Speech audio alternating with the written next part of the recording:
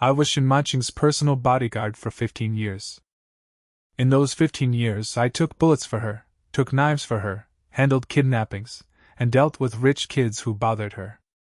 She wanted pastries from the west side of town at midnight, so I drove 40 minutes in the rain to get them. She took one bite, said they were cold, and threw them away. She had a fever of 38.5, and I sat by her bed all night as her pillow. When her fever broke, my arm was numb for 3 days. Everyone said I was the Shin family daughter's most loyal dog. She thought so too. I am 32. The scar on my face runs from the corner of my eye to my temple. 5 years ago, she got into a fight at a bar, and I put my hand up to block a broken bottle. Blood ran down my neck. She screamed because 2 drops of blood got on her dress. That dress cost more than 3 months of my salary for just one sleeve. Later, Shinguwei gave me a 500,000 yuan bonus. His daughter thought my face was worth the same as that dress. January 17th is my birthday. In the afternoon, Shin Manqing called. Her voice was sticky and sweet. Lin Zheng, did you take care of those 2 people? What a pain. There's a Bulgari launch this afternoon. Come pick me up. I said today is my birthday and I wanted to take the day off to visit my parents' graves. She laughed. Your parents have been dead how many years? The weeds on their graves must be knee-high. What is there to see? She hung up. I stood in front of the mirror. 32 years old. 17 scars on my body. 3 knife wounds on my shoulder. My left pinky fractured twice. My ribs broken 3 times. All because of her. The bonuses she gave me every year were enough for a regular office worker to earn in 10 years. But those numbers never felt like they had anything to do with me. The cemetery on the outskirts was a 40-minute drive.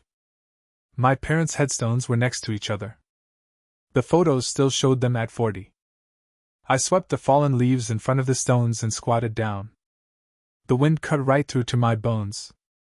Dad, Mom, I am 32. I want to get married. I want a home of my own. No one answered.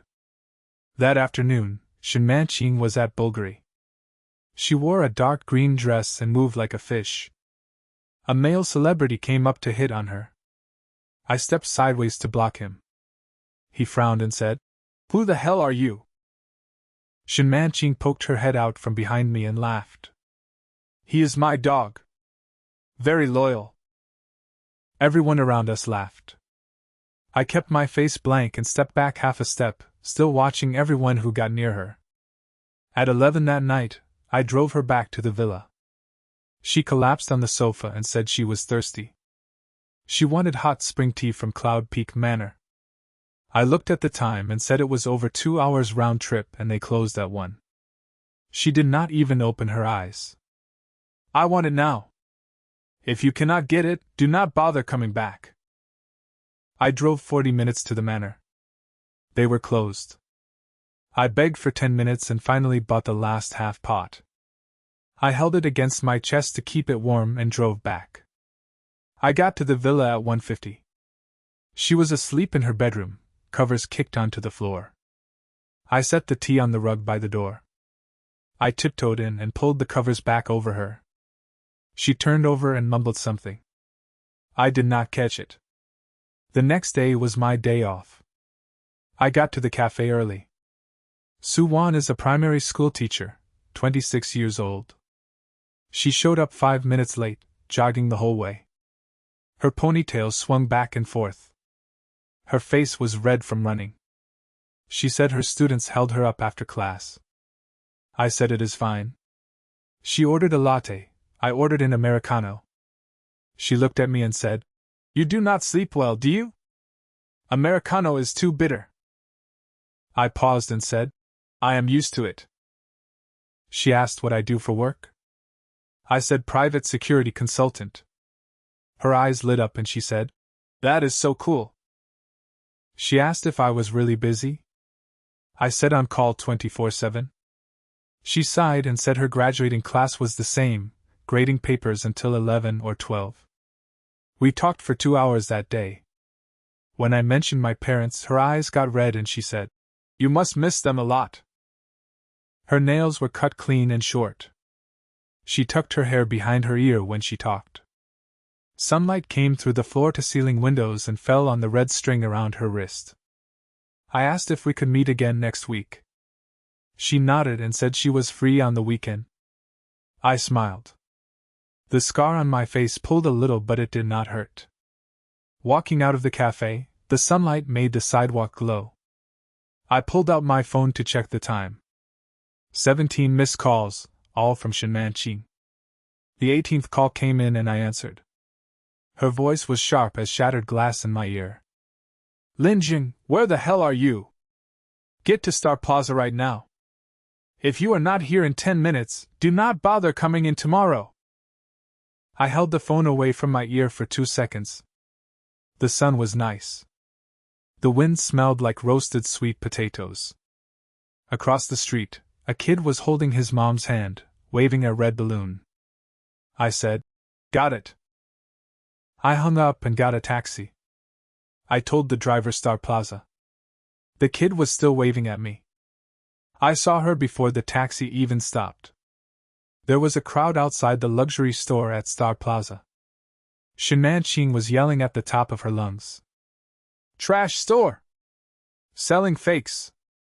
The salesgirl was trying to explain that the bag had been reserved a month ago by another customer, and they could not get stock. Shinman Qing's fingernail was almost touching the salesgirl's nose. "I spend 7 figures a year in this store and I cannot buy one bag?" The woman who reserved the bag was about 30. She held a little girl, maybe 4 or 5, in her arms. Her face was bright red. "It really is my daughter's birthday present. I reserved it a month ago." Shinman Qing looked at me. That look I knew too well. Cold and hard. "Linjing, whose side are you on?" 15 years, I was never on anyone's side. I just stood in front of her and took things for her. She never asked? Because a dog does not need to pick a side. A dog just needs to bite. I said, "If they cannot get the stock, let us go back." She glared at me, grabbed my arm, and dragged me out. Her nails dug into my skin. She shoved me into the back seat and slammed the door. The car was quiet for 3 minutes. She reached over, took my phone, and swiped it open. Suwon's chat history. Dating app notifications. The "see you next week" we had agreed on. Line after line scrolled up on the screen. Her expression went from curious to cold to something thick and sticky. "Linjing, you actually went on a blind date. I am 32. It is normal to want a family. What makes you think you deserve to have a family? I am your employee. The contract. You owe me." Her voice was very quiet. "You owe me for the rest of your life. Without me, what are you even worth?" I had heard that line for 15 years. 15 years ago, she was 19 and I had just gotten out of the military. My first job was as her bodyguard. Back then she said, "Linjing, thanks for your hard work." At some point, "Thanks for your hard work" turned into, "It is your job." Then it turned into, "You owe me." She got used to it. I got used to it too. "When the contract ends, I am quitting." She whipped her head around. The air in the car felt like it had been sucked dry. "Quitting? To go marry that primary school teacher? Linjing, you are dreaming. I gave you 15 years, and you want to leave after knowing her a few days? I want my own life. Your life belongs to me." She said it with complete certainty. I looked at her and suddenly realized I had never actually known this person. For 15 years, I had blocked so many things for her. But I never blocked the words coming out of her mouth. "You are not going anywhere without my permission." That night, she told me to move my stuff to the basement. I said okay. I grabbed my old backpack, a few changes of clothes, my mom's silver bracelet, and my squad leader's military photo, and went down to the basement. The iron door closed behind me with a click. The lock turned. No windows. One yellow bulb overhead. The light was dim, like old oil burning too long. I sat in the corner, back against the concrete wall. Cold seeped into my bones. I do not know how long I was locked in there. Food came through the crack under the door. Cold sometimes, spoiled other times. I ate it all, bite by bite. On the third night the door opened. Shin Man-ching stood at the top of the stairs, backlit. She smelled like alcohol mixed with perfume. Have you thought it through? I just want to get married. She crouched down and looked at me, smiling. That primary school teacher? You think I cannot make her life hell in this city? Touch her and see. The words came out of my mouth, and I was surprised myself. 15 years, the first time I had ever talked to her like that. She froze too. She squinted at me, grabbed my chin, her nails digging into the scar. You yelled at me for her? 15 years. 3 knife wounds. 3 broken bones. 2 fractures in my pinky. Every penny you gave me is in the bank, unspent. How much is my life worth to you? She did not say anything. Her hand loosened. She stared at me for a long time. The light bulb hummed. Then she laughed, light and airy. Linjing, it will never be enough. She walked toward the stairs. Halfway up, she stopped with her back to me. Suwon. Primary school teacher at West City Experimental. Her parents live in an old building in the rundown part of town. I stood up fast and hit my knee on the bed frame. The pain shot through my whole leg. Shin Man-ching. She turned around. 2 choices. Keep being my most loyal dog. Or watch everyone you care about get hurt. The door closed. The lock turned. I stood in the dim light. My knee still hurt, but my chest was colder. I thought about Suwon in the cafe, her eyebrows scrunched up, saying, You do not sleep well. I thought about the kid's red balloon and his mom saying, Thank you, uncle. I pulled out my military watch. The face was worn, the edges rubbed white. My squad leader died when I was 22. His last words were, Take care of yourself from now on. I did not listen to him. I threw myself into the mud and soaked in it for another 15 years. This time I will listen. I pressed the watch against my forehead and closed my eyes. On the 4th morning, the door opened. Shin Man-ching's secretary, Xiao Zhou, came in with hot congee and steamed buns. And a first aid kit. Lin Ge, eat something. Miss Shin said to get cleaned up and go to the equestrian center this afternoon. She said if you have thought it through and do not bring up marriage again, you can stay on as head bodyguard. Double salary. What if I do not want to think it through? Xiao Zhou lowered her voice. She sent someone to Suwon's school yesterday. Did not do anything, just drove by the gate. But you know what that means. I took the congee. It was hot, with lean pork and preserved egg. It smelled good. I drank it all, burning my tongue. The equestrian center had blinding sun. Shin Man-ching in white riding boots did 2 laps around the ring. She let out a thoroughbred.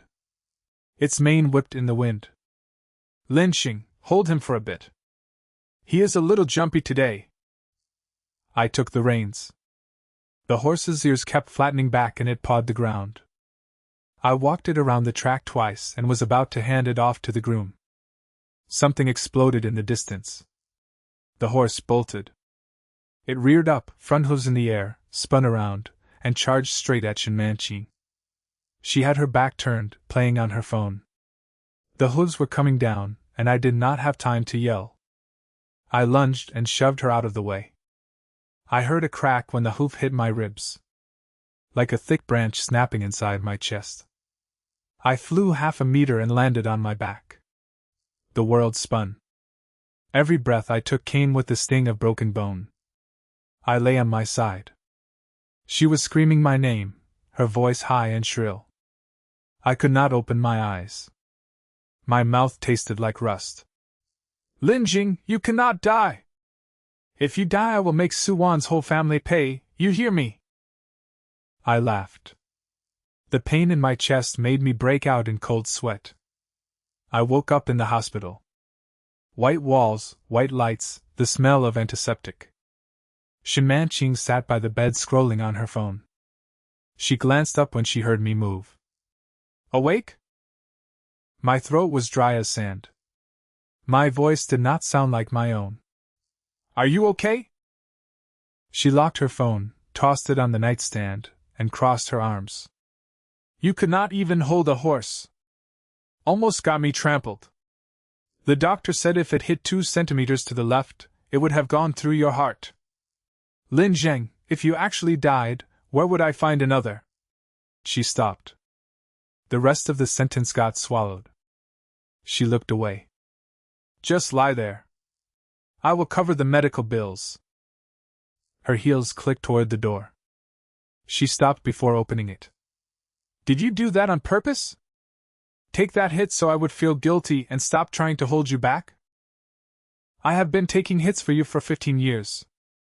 Death does not want me. She did not answer. She stood there for 5 seconds, then pulled the door open and left. She came back that night. Drunk. Half asleep, I heard the door push open. Her heels were unsteady, clacking and shuffling. She stumbled over to the bed and buried her face in the blanket. The way you pushed me out of the way today was just like that alley 15 years ago. But back then you stood up and smiled at me. Today you just lay there and did not move. I called your name and you would not wake up. 15 years. The first time she had ever said sorry. I did not mean to. I was just scared. Miss, you are drunk. I am not drunk. She lifted her head fast. Her eyes were red but not a single tear fell. Lin Jing, please do not leave. I will double your salary. Give you a house, a car. That primary school teacher, you have only known her a few days? 15 years is long enough. Let me go. Her lips trembled twice. You are really leaving me for her? She is a person. Not a her. I gave you dignity, did not I? Brought you into the best circles, dressed you in the best clothes. In your eyes, I will always be a dog. She left. Before slamming the door, she said, You will regret this. She did not come back for the 2 weeks I was in the hospital. Xiao Zhou brought nutritional supplements every day. Bird's nest, sea cucumber, different soups every time. I told her to take them back. She shook her head and said Miss Shen's orders. By the 3rd week, I could get out of bed. I snuck out and sat on the back steps of the hospital to call Su Wan. It is me, Lin Jing. The phone was quiet for a few seconds. Mr. Lin. Her tone had changed. It was not soft and gentle like before. You. What is up? I got hurt a while back. In the hospital. Did not get a chance to reach out. I know. She paused. Your employer came to see me at school. I gripped the phone tighter. She said I should not see you anymore. Said you belong to her and anyone who gets close gets hurt. I am just a teacher. I do not want to get mixed up in this. Su Wan. Let us not contact each other anymore. She hung up. I stood on the steps. The phone buzzed with a busy signal against my ear. Late October wind cut like thin knives. I walked to a phone store and bought a new phone and a new SIM card. Texts flooded in as soon as I turned it on. 10 messages, all from Shen Manqing's number. Who said you could leave the hospital? Get back here! Run, I dare you, let us see how far you get. I deleted them all and blocked the number. Back in my hospital room, she was already there. Sitting on my bed, legs crossed, spinning my old phone in her hand. She looked up when I walked in and tossed the phone onto the blanket. Smiled at me. Done reading? Satisfied? I did not answer. Go see that woman? Where I go is none of your business. She stood up and walked over to me. She is half a head shorter, looking up at me. Her eyes were cold and hard. Your contract is not up. If you walk out today, I will sue you for breach. Sue. Bring your lawyers too. And while you are at it, let Xingguwei know what his daughter has been up to for 15 years. The DUI I covered for you. The auction switcheroo I did for you. All those bad debts, you know better than me. The smile on her face shattered. You are crazy. A cornered dog bites. Does not mean I do not have teeth. She stepped back and hit her leg on the bed frame. She looked at me for a long time, like she had never seen me before. Fine. Fine. She left. This time she did not slam the door. She pulled it shut gently. Xiao Zhou came in with an envelope. Lin Ge, Miss Shen said you can stay till you are healed. Salary continues. If you change your mind, come find her. I pushed it back. Tell her thanks. I am good. You have been with her for 5 years. She cried all night that day. She really does care about you. Xiao Zhou, how many times has she yelled at you in these 5 years? Do you remember how many times I took the heat for you? She did not say anything. I picked up my bag and walked out. I rented an apartment in an old complex 3 blocks from the Shen house. 6th floor, no elevator, north facing. In the afternoon, sunlight bounced off the building across the way and landed warm on the white wall. I put the old military watch, my mom's silver bracelet, and the squad leader's photo on the nightstand. Outside the window, someone was cooking. The smell of scallions drifted in. 2 days later, I went down to take out the trash and saw a black Bentley parked under the streetlight. The window rolled down halfway. Shen Manqing sat in the back. Get in. Your dad wants to see me? Xingguwei wants to see you. What about? You will find out when you get there. Her fingers rested on the windowsill. Her nails were painted dark red. It is not to cause you trouble. I stood there for 2 seconds. The wind blew a few sycamore leaves onto the hood, spinning. I opened the car door. Xingguwei's study smelled like tea. He sat behind a red sandalwood tea table, pouring hot water over a purple clay pot. White steam rose. Shen Manqing sat in a single sofa chair beside him, legs crossed, tapping the armrest. Sit. I sat across from him. Heard you want to quit?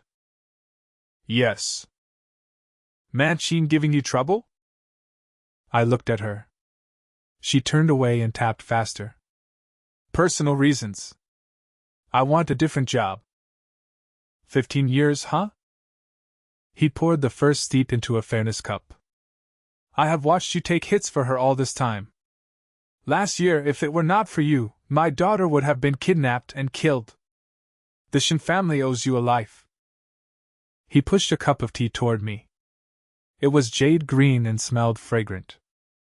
30 million. Is that enough? If not, I will add more. I took a sip. Burned my tongue. Mr. Shen, what do you mean? Compensation. Take the money and leave this city. As far away as possible. Dad! Shen Manqing shot up. You did not say. Sit down. Xingguwei glanced at her. She bit her lip and sat back down. Her fingers twisted in her lap. Linjing, you are a good kid. Manqing is too stubborn and so are you. Take the money, start over somewhere else. It is better for everyone. You think I came to your family for money? Xingguwei raised an eyebrow. Then tell me why. Do not tell me you love Manqing. I do not love her.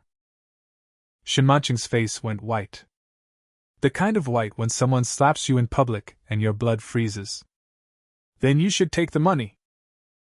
He pushed the check across the table, its gold embossed corners showing. 15 years of your youth should not go for nothing. I picked up the check. A 3 with 7 zeros behind it.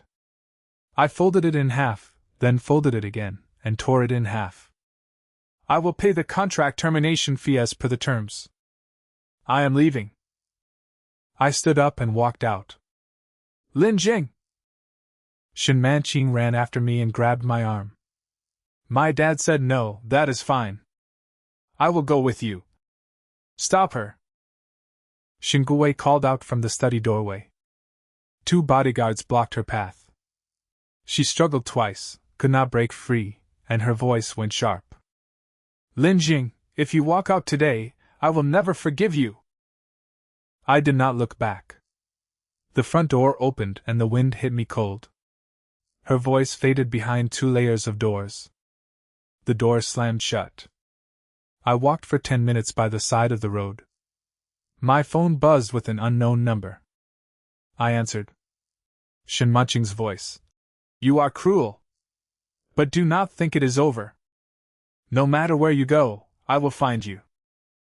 I hung up and blocked the number. 10 more steps and my phone buzzed again. The caller ID said Suwan. I answered. It was still Shen Manqing. What does she have that I do not? Come back. I will agree to anything. Have you been drinking? Put someone else on. No, I am at Nightfall Bar. All these guys are staring at me. I stopped walking. The worst part of town, and she is there alone and drunk. Stay put. I will call your driver. I will not leave. You come get me. She hung up. I called back. It went straight to voicemail. I crouched down, tied my shoelaces tight, stood up, and flagged a taxi. Nightfall Bar. I scrolled through my contacts and called the Shen family driver. No answer. I called Xiao Zhou. She picked up and said Miss Shen fired everyone this afternoon. I said give me the contact info for any security people you know. Send them the address. I am heading over now. 10-minute drive. I pushed open the bar door. Cigarette smoke mixed with alcohol hit me in the face. Shen Manqing was slumped over the bar, face buried in her arms. 3 guys had their hands almost on her shoulder. I pushed one hand away and said do not touch. They turned to curse at me. I looked at them and they shut their mouths. Shen Manqing. She lifted her head. Her makeup was ruined, mascara smeared black around her eyes.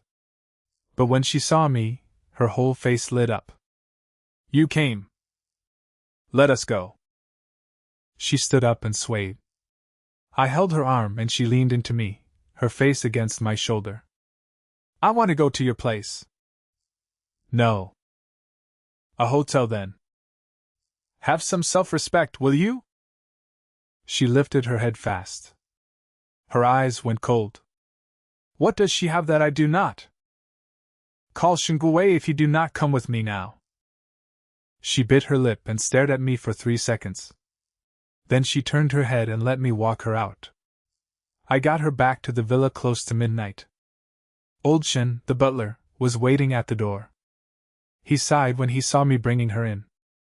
I took her up to her bedroom on the 2nd floor, laid her on the bed, and turned to leave. Lin Jing. Her eyes were closed and her voice suddenly went very quiet. I really am sorry. Please do not leave. I will not yell at you anymore. I will give you what you want. I will not stop you anymore. I stood at the door for 2 seconds. Good night. You will regret this. She said it so quietly it was like talking to herself. I closed the door. I started sending out resumes on the 3rd day. 7 interviews, and every HR person leaned back when they saw my resume. Your qualifications are too good. We cannot afford you. Later, even a logistics company turned me down for a mover position. The general manager handed my resume back with both hands and said, "Position is filled for now."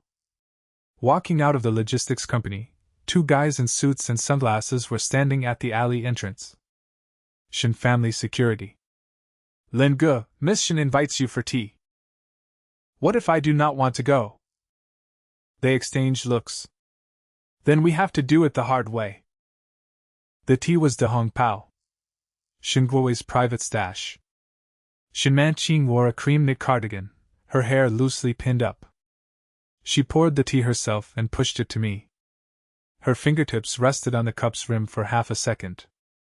"Having trouble finding work?" "Thanks to you, no one dares to hire me." She smiled. "Come back. Triple pay, car and house sorted. You can be the security director, no grunt work. The respect you want, I will give it to you. Conditions? Stay away from Su Wan. Never contact her again. Nothing to talk about." I stood up to leave. She leaned back in her chair, voice calm. "Lin Zheng, do not push it. I have never lowered myself like this for anyone." "Then do not. You live your life, I live mine." She smiled, soft and sweet with something underneath. "Two choices today. Sign the new contract and stay. Or leave on a stretcher." The door opened and 4 bodyguards came in. All over 6 feet. One grabbed my shoulder. I sidestepped and drove my elbow into his ribs. He grunted and grabbed the doorframe. The other 3 rushed me at once. A fist grazed my ear and hit the wall.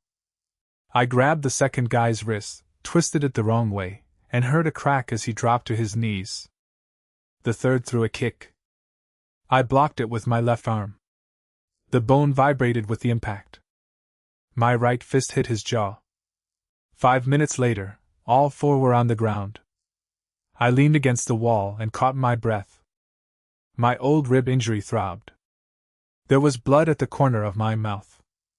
I did not know whose. Shin Manqing had been sitting behind the tea table the whole time.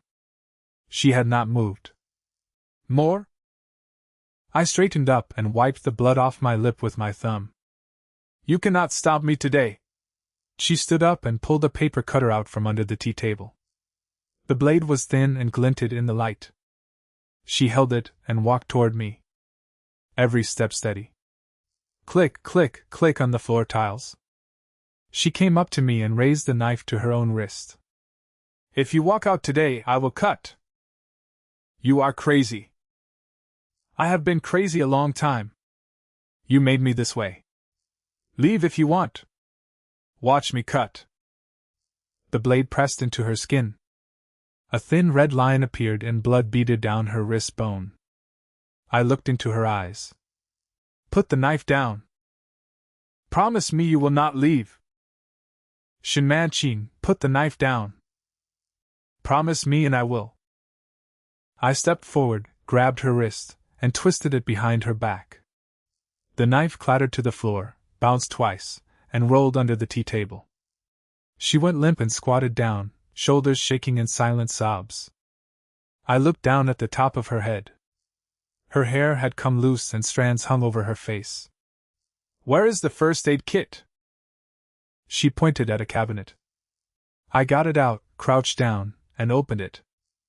I used iodine and a cotton swab to clean the cut on her wrist. Blood had smeared halfway down her arm. The cut was not deep. No tendons hit. She looked up at me with tears smearing her makeup. Black mascara ran all over half her face. "You used to blow on it and say it would not hurt anymore." My hand paused as I wrapped the gauze. "Do not do stupid things anymore." "You are still leaving?" I did not answer. I closed the first aid kit and put it back. I reached the door. Her voice came from behind me, hoarse.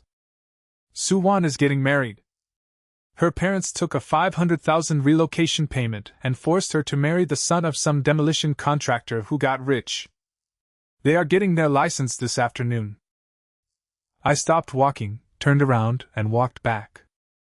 She was still crouched on the floor, looking up at me. Tears still on her face. But the corner of her mouth had a slight curve. What did you do to her? Nothing. She braced herself on the cabinet and stood up. The gauze on her wrist was glaring white. I just made her understand that money and power run this world. You cannot protect her. I pushed the door open with too much force. It slammed against the wall with a bang. I called Suwon 7 times. It went straight to voicemail every time. I called her school office. Her colleague stammered and said Teacher Sue took leave for a family matter. Sounded like she was having a wedding. I took a taxi straight to the Civil Affairs Bureau. I got there as she was getting out of a Passat. A short, chubby guy in an ill-fitting suit was next to her, holding a household registration booklet. She looked thin. Dark circles under her eyes. Her lips were dry and peeling. Suwon. She turned and froze. The chubby guy sized me up. Who the hell are you? Cannot you see your wife does not want to get married? Who the fuck do you think you are? He stepped forward and pointed at Suwon. Her family took 500,000 from my family. What business is it of yours? Suwon grabbed my arm. Her fingers were ice cold and shaking. Linjeng, please go. My mom already took the money. My dad needs surgery. I will pay it back. 50,000. I will transfer it right now. The guy laughed. Where are you going to get 50,000? Saved up 15 years working as a guard? I did not answer him. I looked at Suwon. Come with me. I will cover the money. I will cover your dad's surgery too. Just sign an IOU. Suwon bit her lip. The guy reached for her. I blocked him and he staggered back 2 steps. He opened his mouth but could not find words. Touch her again, and I will send your family's tax evasion records to the tax bureau. Let us see who ends up screwed. He shut up. In the taxi, Suwon huddled by the door. Her shoulder kept shaking. Outside the window, half the ginkgo leaves had turned yellow, falling in the wind. Why are you helping me? She asked quietly. Because you said I probably cannot make good braised pork. I said, I want to try. She did not laugh. But her fingers loosened their grip on the phone a little. I transferred the 500,000 that same day. 15 years of savings. Suwon wrote an IOU. Her handwriting was messy, the last stroke dragging into a long tail. Pay it back slowly. That night, I stood on the balcony and saw a black Bentley parked under the streetlight. My phone rang. Shin Ma-ching's voice carried the smile of someone who had finally won. Linjing, you are quite the hero. White knight saves the damsel? Touching? I gave you a chance. Now crawl back and beg me. She hung up. The wind blew cold into my collar. Suwon was in the kitchen boiling water. The kettle whistled sharp and high. Starting tomorrow, this city closed its doors on me. The next day, my bank card stopped working first. I tried to pay at a convenience store with my card. It was declined. Tried another one. Also declined. I opened mobile banking and saw the message. This account is frozen pending investigation for suspected money laundering. I put the cigarettes back and walked out. Then the landlord called. Her tone was polite, but the message was not. Shaolin, this place is not renting anymore. Pack up and move out. I will return the deposit. Auntie, the lease has 6 more months. The owner says there is a property dispute. I am an old lady, I cannot deal with this. I hung up and stood in the hallway. At 10 in the morning, sunlight slanted through the stairwell. Dust floated slowly in the light. I went back to the kitchen, boiled some noodles, ate half. They went cold. In the afternoon, I went to the bank. The teller handed back my ID, avoiding my eyes. Wait for the investigation to finish. No specific timeline. I went to the talent market. Security would not let me in. Internal clearance. I went to apply as a food delivery rider. The station manager looked at my ID 3 times. Bro, your qualifications are too good. The position is too small for you. I came back to the apartment at dusk. A man in a black jacket was squatting by the entrance. He stood up when he saw me. Zhao Ping. A soldier I had trained back in the day. He started his own security company after getting out. He offered me a cigarette. I took it but did not light it. Bro, the Shin family put the word out. All the security companies in the city have blacklisted you. Anyone who hires you goes under. I had a VP position lined up for you. Then Shin Manqing personally called and said if I hired you, she would bury you. Zhao Ping's cigarette glowed on and off. How bad did you piss her off? I quit. He stubbed out his cigarette. Bro, maybe get out of town for a while. I cannot. Cannot buy plane tickets or high-speed rail. Travel restriction. Zhao Ping was quiet for a long time. The locust tree was almost bare, just a few leaves left in the wind. I know a guy who does data security. You can get the Shin family's accounts out, he can make them run by themselves. Shin Kuo's company looks clean, but underneath it is a mess. Just the charity gala switcheroo stuff alone is enough to cause trouble. How deep can you go? 15 years. I was there for everything. Zhao Ping grinned. The wind was strong that night. I used my new phone in the stairwell to send Zhao Ping a file. 7 years of stuff. The original accident report from when Shin Manqing was 22, she hit someone drunk and fled, and I covered for her. Evidence that she swapped real auction items with fakes and inflated donation amounts. Zhao Ping called back and said if this got out, the Shin Group's stock would drop at least 30%. I asked him, did not Shin Kuo just set up a trust financing deal that matures at the end of the year? He laughed on the other end. Said the banks would be the first to pull their loans. At 2 a.m, an anonymous post went viral. Full investigation report on Shin Group charity fund misappropriation. 5 screenshots with official stamps attached. By 7 a.m, financial media were sharing it. By noon, the post had over 100,000 views. At 10:30, the stock started dropping. It slid 8% straight. At 2 in the afternoon, trading was halted. The news alert popped up on my phone while I was helping Su Wan move. She had found a smaller, more remote apartment. Rent was a third cheaper. I carried her box of books down from the 6th floor. The cardboard box cut into my fingers. My old rib injury throbbed with every step. My phone buzzed in my pocket. Shin Manqing's name. I did not answer. She called Su Wan's phone instead. Su Wan looked at me. I nodded. She put it on speaker. Lin Jing, you are cruel. I did not say anything. My dad's blood pressure hit 200 today. He was taken away in an ambulance. Stock is down 30%. Banks are calling in loans. Do not you feel any? No. The phone went quiet for more than 10 seconds. Wind blew through the stairwell window, cold on the back of my neck. You win. Her voice was suddenly light, like paper falling. Fine. You win. Take the evidence down. Name your price. Shin Manqing, if you had let me go 15 years ago, none of this would have happened today. She did not answer. Only the static of the connection hissed. You know Su Wan's address. If you come, come. But before you do, think about this. This time, I will not take the hit for you. I hung up. Su Wan was standing in the stairwell light. 2 steps higher than me, looking down. Her whole face was smiling. Impressive. Impressive what?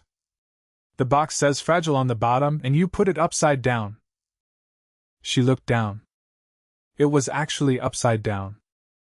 She stared for a second, then laughed out loud. The sound triggered the hallway motion lights. They lit up the whole stairwell. That night, I moved out of my apartment, carrying my suitcase, my backpack, and that box of books. Suwon stood at the door of her new place and handed me a key. I had one made for you. Just in case. No, just in case. I put the key in my pocket.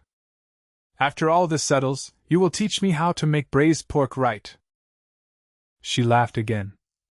The motion light came on. Her shadow stretched long behind her on the wall. I walked my suitcase down the street under the streetlights. The key in my pocket pressed against my thigh, cool through the fabric. My phone buzzed. A message from Suwon. Thank you? I replied 3 words. You are welcome. The wind was strong. The streetlights stretched my shadow long on the ground. The suitcase wheels rattled.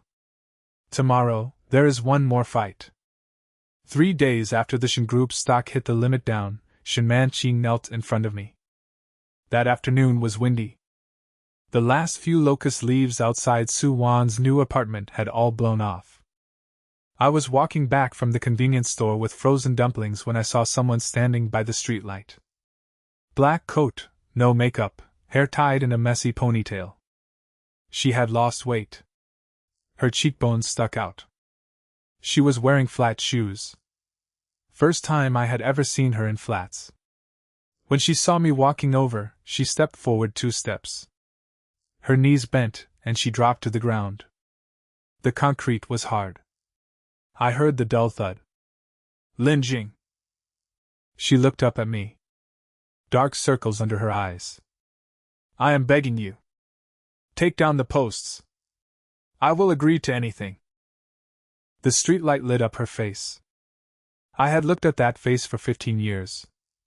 From 19 to 34. From flawless to red-eyed, dry-lipped, strands of hair stuck to her forehead.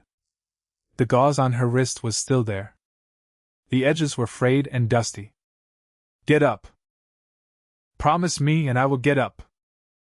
Shin Man-chi, kneeling here will not help. Then what do you want? Her voice shook. Money, shares, I will give you everything. Suwon is safe, I swear I will not touch her. My dad is in the hospital. All the investors came today, pulling out or calling in their loans. If you do not stop, the Shin family is finished. I switched the frozen dumplings to my other hand. The sweet potato vendor walked by with his cart. The iron stove steamed and the sweet smell drifted down the street. 15 years. Did you ever think you would kneel in front of someone you looked down on? She bit her lip and said nothing. Her eyes filled up but the tears never fell. Every penny you gave me is still in that card. I pulled out my phone, flipped the screen toward her. 8,730,000. All the bonuses, holiday money, and the 500,000 from the injury. It is all there. The interest has not been touched. She stared at the screen. Her lips parted, then closed. I was Shinguo's dog for 15 years. The 30 million he offered I did not take. Because your dad understands something. Some things money cannot buy. She finally cried. Silent tears ran down her cheeks and dripped onto her coat collar. She wiped at them, but they just kept coming. You said back then it would never be enough. I crouched to look her in the eye. Is it enough now? She did not answer. I will tell you what is enough. I stood up. Return all the swapped auction items. Make up the fake donations. Turn yourself in for the hit and run. After that, the best thing for you is to never come near me again. I bent down, picked up the bag of dumplings, and walked away. She stayed kneeling under the streetlight a long time. Long enough for me to go inside, up to the 6th floor, put the dumplings in the fridge, and look out the window. She was still there. Suwon was braising fish in the kitchen. She lifted the lid and steam billowed out. The smell of ginger, garlic, and scallions filled the air. She hung her apron on the doorknob, picked up a piece of fish, blew on it, and held it to my mouth. The fish was tender, perfectly salted. It burned my tongue. She said, "Good." She smiled and put the lid back on. "I was afraid you would not come back." I said I would come back for the fish. She leaned against the counter, looking at me, holding her chopsticks. "How long did she kneel?" "How do you know?" "It is all over the neighbor chat. That woman on the 6th floor with the north-facing unit filmed it and sent it to the whole group." I sighed and pulled out my phone. Sure enough, the group had a dozen messages. "Who is the woman in the black coat? Looks like she is crying. She has been kneeling for 20 minutes. I put the phone away. "Do not worry about her. When is the fish ready?" 10 more minutes." I walked to the window and looked out. The street light was empty. The light pulled on the concrete. The Bentley was gone too. Soo-won poked her head out of the kitchen. "Did she leave?"